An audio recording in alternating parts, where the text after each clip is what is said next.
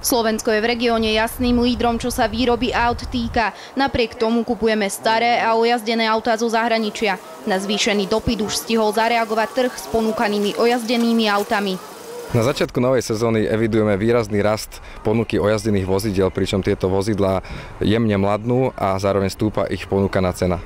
Obľúbené modely aut sa v rámci susedných krajín odlišujú. Na Slovensku si prvé dve priečky drží Škoda s modelmi Octavia a Fabia. Podobne to je aj v Česku.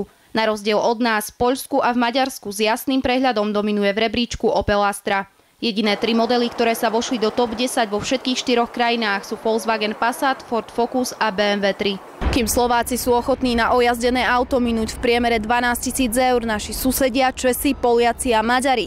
Oproti nám ani nie polovicu. Ceny nových automobilov sú vzhľadom na zárobky mnohých Slovákov príliš vysoké a preto mnohí našinci siahajú práve po ojazdených vozidlách.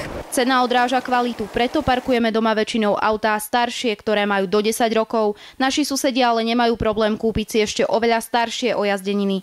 Čo sa najazdených kilometrov týka, Slováci si pýtajú autá s priemerným nájazdom do 150 000 kilometrov. Ojazdené autá sú často jedinou voľbou, ako sa vôbec k nejakému autu mnohí z nás dostanú. Podľa odborníka treba ale zbystriť pozornosť nad najväčším problémom, a to stočenými kilometrami. Minulý týždeň sme mali klienta, ktorý chcel kúpiť zánovné auto, bolo to auto z roku 2012, bol deklarovaný nájazd 170 000 kilometrov, reálne sme dohľadali, že to auto má najazdené viac ako 400 000 kilometrov. Druhým problémom je havarované auto či upravená servisná história, ktorá nezodpovedá skutočnosti. Treba si dať pozor na právny stav vozidla, to znamená, či predávajúci je aj majiteľom vozidla, či na vozidle nie je nejaká právna ťarcha. Aby nebolo kradnuté v pátraní či leasingu, ľahko sa potom môže stať, že kúpite auto, ktoré vám hneď zabavia. Andrea Mačošková, televízia Markíza.